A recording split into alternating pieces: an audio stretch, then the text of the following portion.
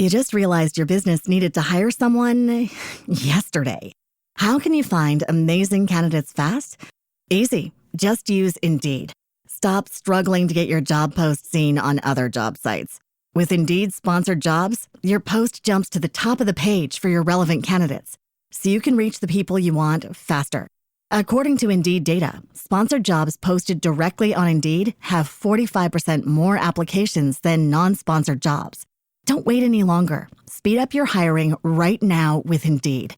And listeners of this show will get a $75 sponsored job credit to get your jobs more visibility at Indeed.com/PODKATZ12. Just go to Indeed.com/PODKATZ12 right now and support our show by saying you heard about Indeed on this podcast. Terms and conditions apply. Hiring? Indeed is all you need. Okay, let's unpack this. We're diving into something that honestly affects all of us using tech today. It's this friction point, this idea that maybe 100% cybersecurity. Well, maybe it's just not possible. Yeah, it's a tough realization, isn't it? But kind of a necessary one. Our sources really point towards learning to live with that uncertainty. Right. There's that analogy in the material about driving a car. You know there's a risk of an accident, you accept it, but you use seatbelts, you drive carefully, you have road rules. Exactly. And that's the mindset shift we need for digital life. Accept the risk, but actively manage it with the right tools, the right culture, the right prudence. So that's our mission for this deep dive. We're synthesizing a lot here. We've got sources on major recent attacks, legal consequences shifting, how crime itself is changing with AI, and even, believe it or not, the 55-year history of the first computer virus. It's a broad picture, but it all connects back to understanding today's threats and, crucially, what you can actually do. Okay, let's start with the big news. The recent cyber attack hitting critical infrastructure. U.S. Europe. It sounded pretty major, linked back to Microsoft servers. It was significant, yeah. But the key detail, the context, is what was hit. It wasn't everything Microsoft. The vulnerability was specifically in SharePoint. SharePoint. Yeah. That's the file sharing collaboration tool lots of companies use internally, right? Precisely. And critically, this wasn't about SharePoint Online, the cloud version you access via Microsoft 365. Ah, okay. So not the browser version. No, that's the big distinction. This vulnerability only affected the on-premise version. That's the software companies install and run on their own servers inside their own network. So they manage it themselves. They do. And that's where the risk comes in. If you run it, you patch it, you monitor it. This specific flaw, it let attackers get access to files, potentially even take full control of those internal SharePoint servers. That feels a bit backward, doesn't it? Companies go on-premise thinking it's more secure, more controlled. It can create that illusion, yeah. But the responsibility shifts. Microsoft secures the cloud. The company has to secure its own on-prem server. So how did the attackers get in? Yeah. Generally, two main ways we saw. Okay. First, through what are called access brokers. Hmm. These aren't the final attackers, usually. Access broker. What are they selling exactly? Access. Pretty much. They specialize in finding just one crack in a company's defenses, maybe a compromised laptop, an open port, an old web app. They find that initial way in, that foothold, and then they sell that access to, say, a ransomware group or an espionage group. Wow. Okay. So they're like specialists in breaking and entering digitally. Kind of, yeah. They provide the entry point.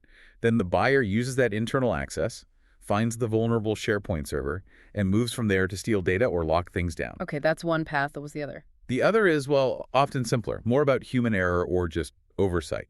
If that on-premise SharePoint server was somehow exposed to the internet, maybe temporarily for maintenance or a quick fix someone forgot to undo. Ah, like leaving a back door unlocked. Exactly. It becomes instantly vulnerable if it's facing the public internet. It reminds me a bit of WannaCry, you know. Yeah, I remember that. A patch was available for months, but companies either didn't install it or had systems exposed that shouldn't have been. It just hammers home that you need constant checks, constant supervision, even for temporary access changes, even inside your secure network. The skill needed to find and use a flaw like that, though. Yeah. It really shows how cybercrime has become, well, professionalized. Yeah. An industry. Absolutely. And that points to the fact that bugs are just inevitable. You write hundreds of thousands of lines of code. There will be flaws. The danger is when the bad guys find it before the good guys do, before a patch is out. So security isn't just about perfect tech. It's about having processes, detection, response, patching. Integral processes, exactly. Resources, coordination, speed. You can't just react. You need that whole system working constantly. And this complexity, this professionalization, it's now actually changing who's legally responsible when things go wrong. This Unicaja bank case in Spain is fascinating. It really is a potential game changer. The court ordered the bank to repay 18,000 euros to a customer hit by phishing. 18,000 euros. Okay. How did the fraud happen? It was smishing. So, SMS phishing. The customer got a text message, looked very convincing, like it was from Unicaja, warning about unauthorized access. okay.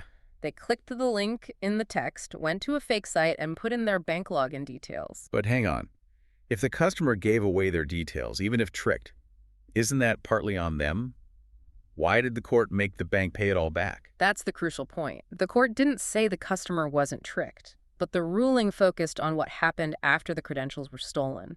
It centered on the bank's failure to detect really unusual activity. What kind of activity? Well, the fraudster, using the stolen login, managed to register a second unknown phone number to the account. Then they tried multiple transfers, bang, bang, bang, really quickly. Some failed, some went through. The court basically said the bank's security systems, even though they're generally mature, should have flagged this rapid, weird pattern, registering a new device, immediate multiple transfer attempts.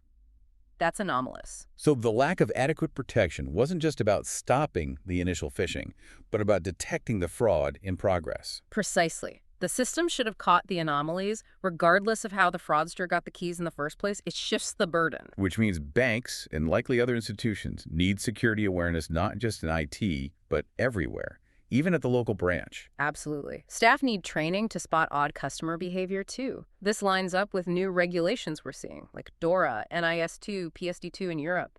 They're pushing hard on operational resilience, network security, payment protection. And a big part of that is mandatory employee training and awareness. You have to build that culture. Okay, so the threats are sophisticated and the legal ground is shifting. Let's widen the lens. What are the big trends security firms like Panda, WatchGuard are seeing right now, say mid-year 2024? Well, the big theme is acceleration. Everything's getting faster, more automated, and smarter, unfortunately. Driven largely by AI, we're seeing maybe 4 key things happening at once. Okay, lay it out for us. First, just overall sophistication and automation. Attacks aren't just complex, they're being deployed faster and more automatically. Second, related to that, is AI integration. Generative AI isn't theory anymore. It's actively being used to make phishing emails, identity theft, data manipulation, just much, much better. And deepfakes fall into this category. Oh, absolutely. AI allows for incredibly realistic deepfakes. We're past the point of slightly glitchy videos. Can you give an example? Has a deepfake actually fooled someone who should know better, like a trained employee? Yeah. Yes, unfortunately. There are documented cases. Imagine criminals using AI to perfectly clone a CEO's voice. They call the finance department, maybe mention some real internal project details they got from a data leak, and create this urgent need for a wire transfer. And because the voice sounds exactly right. Exactly. The tone, the urgency, the context, it bypasses the usual suspicion.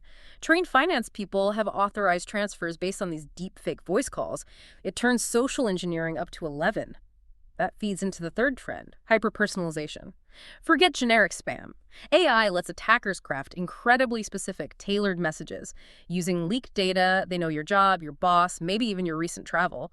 The phishing email isn't just addressed to you, it feels like it was written for you. It's almost surgical. Wow. Okay, and the fourth trend? That's the democratization of cybercrime. It sounds grand, but it means crime is easier to get into. We have subscription models now. Ransomware as a service, RAS, is a prime example. Like software as a service before. Right. Pretty much. Someone with maybe not much technical skill can basically rent the tools, they can contract out the malware delivery, use pre-built fake login pages, hire someone for the actual attack execution. You just need the money, not necessarily the coding genius. It lowers the bar significantly. So we're kind of in the Netflix era of cybercrime. For the attackers, easy access, pay as you go. But for us, the users and companies, it means cybersecurity demands constant work, constant vigilance. You can't just subscribe to safety. That's a great way to put it. The effort is continuous, and that cultural piece, embedding that vigilance, is arguably the hardest part. All right, let's shift gears for a moment. This might put things in perspective.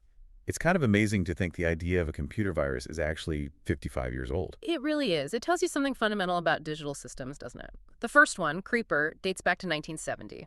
And the key thing often missed, It wasn't malicious, not designed to cause harm at all. Just an experiment. Purely academic. It was designed to test if code could move itself around. Self-replication. So what did it actually do? Just copy itself? Basically, yeah. It would copy itself from one computer to another across the early ARPANET, which was the precursor to the internet.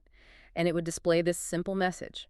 I'm the creeper, catch me if you can. Kind of playful, almost. Oh, okay. It proved that self-replicating code was possible, building on theoretical ideas about computer architecture from people like John von Neumann back in the 40s. So the moment you prove code can spread itself. You immediately realize you need code to stop it. Yeah. The defense follows right behind the threat concept. And that's what happened? Yep.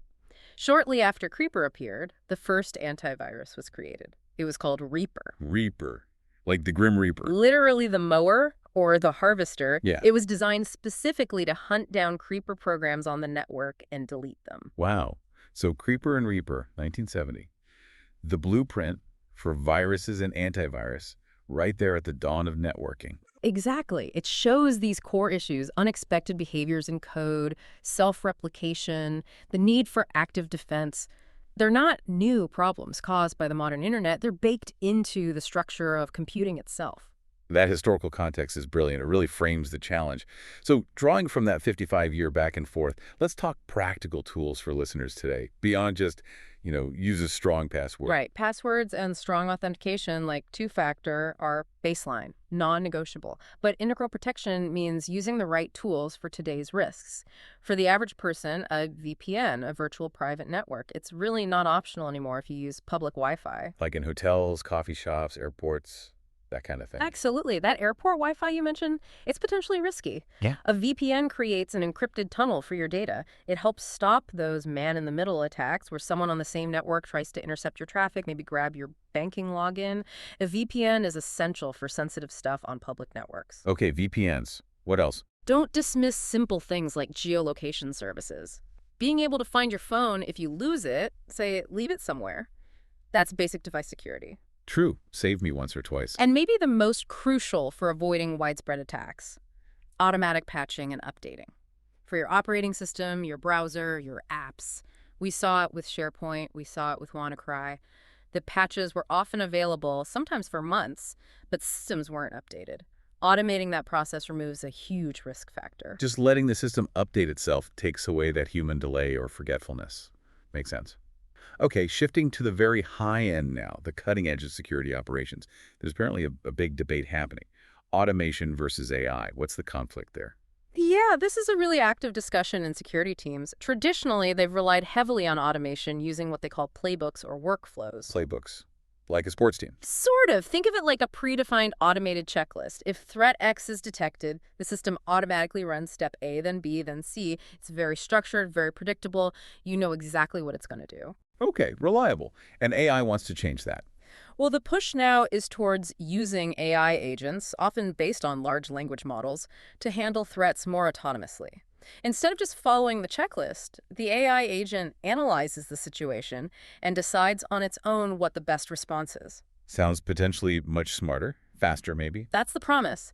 Instant, intelligent decision-making, taking the load off human analysts. But there must be a catch, right? Otherwise, everyone would just switch. There is. Reliability and predictability are the big concerns. These sources note that AI agents, while powerful, can sometimes, get it wrong. They might misinterpret a situation, get stuck in a loop trying to figure something out, or even run up unexpected costs by doing unnecessary computations.